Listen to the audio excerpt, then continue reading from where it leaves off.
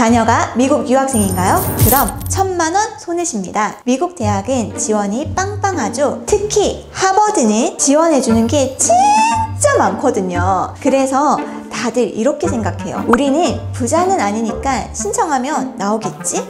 하지만 실상은 다릅니다. 아무나 못 받거든요. CSS 프로파일이라는 신청서를 써야 하는데 숫자 하나 잘못 쓰면 지원액이 깎이고 심지어는 탈락할 수도 있거든요. 특히 유학생은 심사 기준이 더 까다로워서 더 조심해야 하죠. 그런데 이 어려운 걸 혼자 알아내서 결국 학비를 더 줄이는 데 성공한 학생이 있었어요. 그래서 이 영상에서는 CSS 프로파일이 뭔지, 어떤 학생이 지원받을 수 있는지, 그리고 지원 성공 확률을 높이는 팁까지 알려드리겠습니다.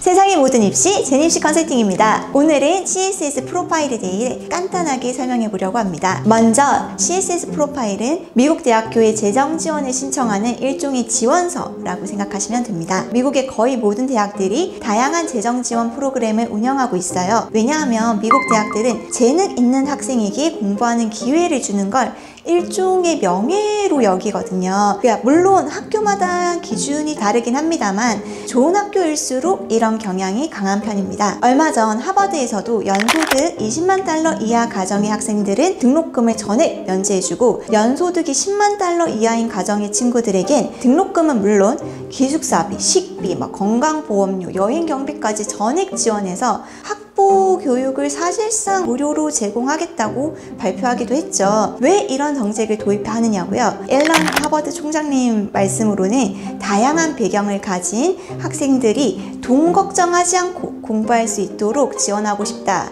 라는 게 이유셨습니다. 이 정책 하나만 봐도 얼마나 많은 미국 대학들이 가능성 있는 학생들에게 기회를 열어주는지를 알 수 있죠. 그렇다고 해서 모든 학생이 지원 대상이 되는 건 아닙니다. 중요한 포인트는 재정 지원이 필요한 학생이 아니라 재능이 있고 필요한 학생에게 지원을 한다는 거예요. 특히 유학생일수록 내가 얼마나 도움이 필요한가 보다는 얼마나 우수한 학생인가를 먼저 증명하는 게 중요합니다.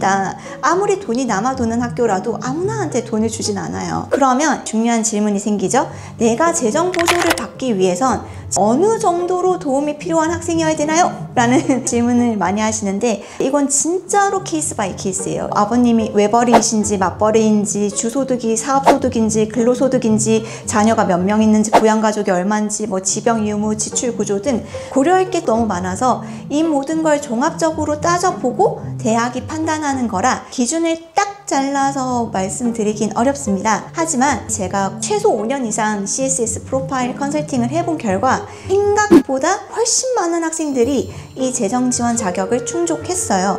그래서 내가 집이 빠듯하긴 하지만 유학을 한번 해보고 싶다라는 친구들은 이쪽도 한번 고려해보면 좋을 것 같고 혼자 진행하기가 어려운 친구들이라면 제니쌤이 도와드릴게요. 이렇게 좋은 프로그램인데 왜 그동안 홍보 안 하셨어요? 솔직히 안 하진 않았어요. 블로그에 조금 올리긴 했는데 대대적으로 홍보하지 않았던 이유는 첫 번째로는 이 재정 지원이 되는 분들이 많긴 하지만 기준이 충족이 안 되는 분들도 있어요.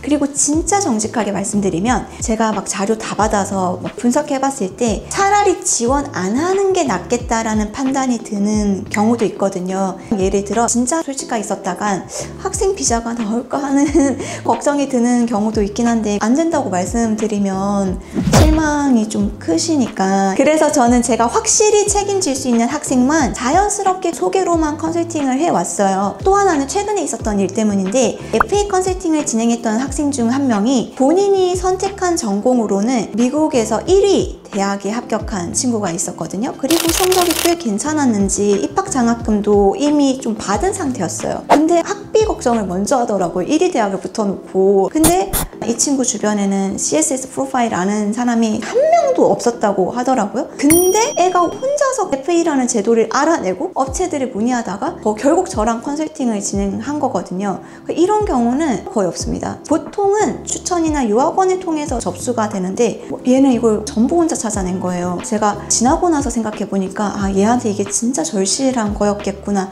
라는 생각이 들고 그리고 이 친구랑 컨설팅 작업이 정말 즐거워서 이번 기회에 겸사겸사 홍보 영상 하나 남기고 싶어 싶어서 PD님한테 부탁드렸습니다.